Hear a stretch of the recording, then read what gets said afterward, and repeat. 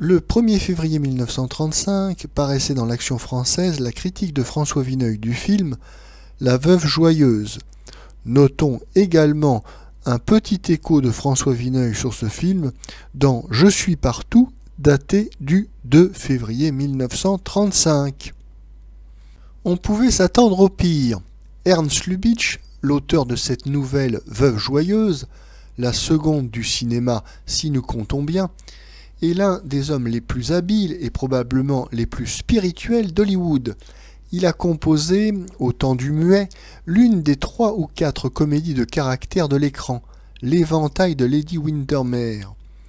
On a rarement poussé plus loin que dans son Trouble in Paradise, l'art de filer une scène sans sacrifier aucune des prérogatives du cinéma, en renouvelant grâce à lui l'antique jeu de tiroir et de chassé-croisé du vaudeville.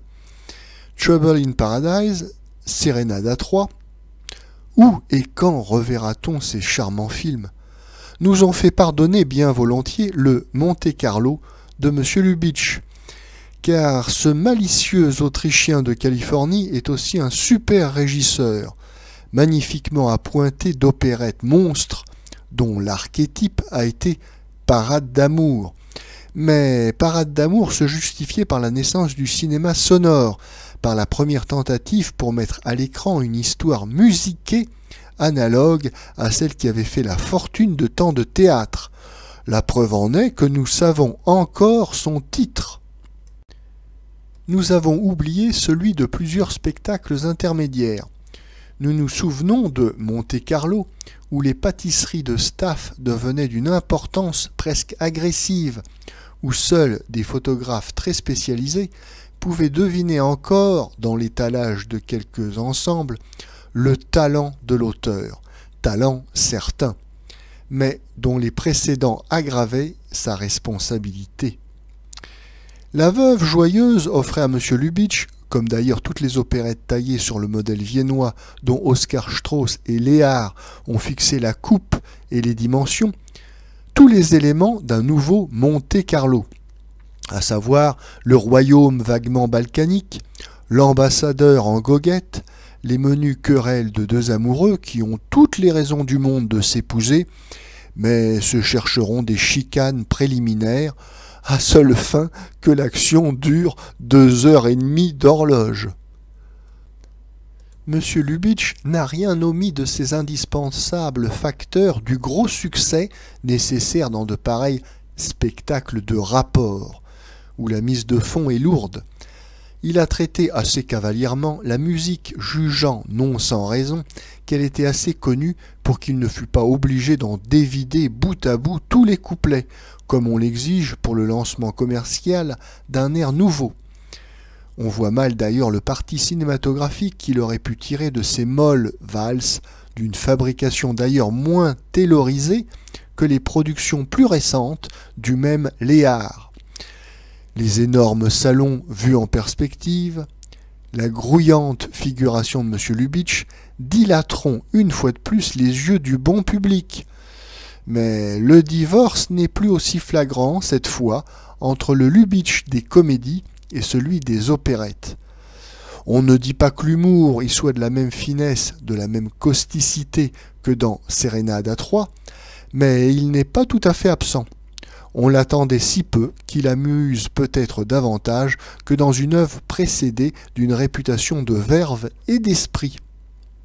Il faut bien conserver au duo la place de rigueur, mais Lubitsch sait les interrompre au moment où il commence à ennuyer tout à fait, par une de ces menues trouvailles qu'il laisse, dit-on, tomber de son cigare quand il est fatigué lui-même de régler des éclairages sur 300 pieds carrés et de dicter des mouvements à un bataillon de figurants. Les palais de la Varsovie sont conformes au style des Balkans d'opérette, un style dont on retrouve d'ailleurs l'équivalent dans plusieurs coins de l'Orient européen. Mais les rues de sa capitale sont à la fois encombrées de jolies femmes, de bœufs et de moutons, ce qui n'est pas non plus si loin de la réalité. Nous songeons à certains quartiers faubouriens de l'aimable Bucarest. Le roi, voyant les finances marsoviennes très compromises par le départ de la jolie veuve, principal actionnaire du pays, emballe mélancoliquement le trésor de la famille, couronne comprise dans de vieux journaux. Ce n'est pas génial, mais c'est bienvenu, tourné surtout en beaucoup moins de temps qu'il ne le faut pour l'écrire en quelques lignes, comme par exemple les petites femmes de chez Maxime, faisant maternellement la toilette du capitaine Danilo, ivre-mort dans un cabinet particulier de la maison, à l'instant où il devrait accomplir une mission capitale.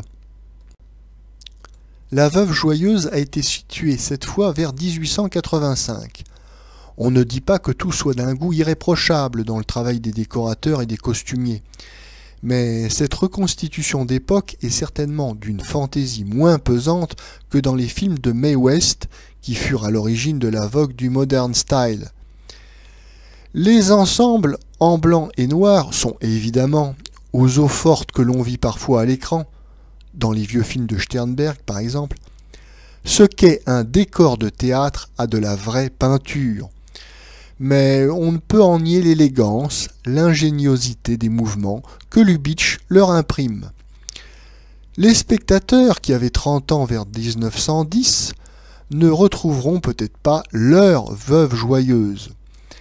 Leurs cadets, par contre, saturés de girls, de claquettes, de ballets mécaniquement réglés, découvriront peut-être un charme auquel ils ne voulaient pas croire dans cette apothéose un peu commerciale de la valse.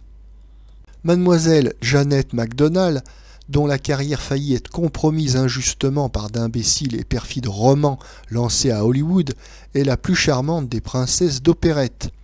Il nous semble bien qu'elle ne connaît, pour l'instant à la scène comme sur l'écran, aucune rivale.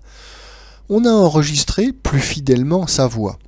Son accent en français fait un peu trop Berlitz, mais elle n'a jamais été aussi jolie que dans ses fanfreluches, sombres ou clairs. Sa valse solitaire, la taille renversée, autour d'une table, c'est presque de la poésie. Monsieur Maurice Chevalier sera toujours un Bellevillois.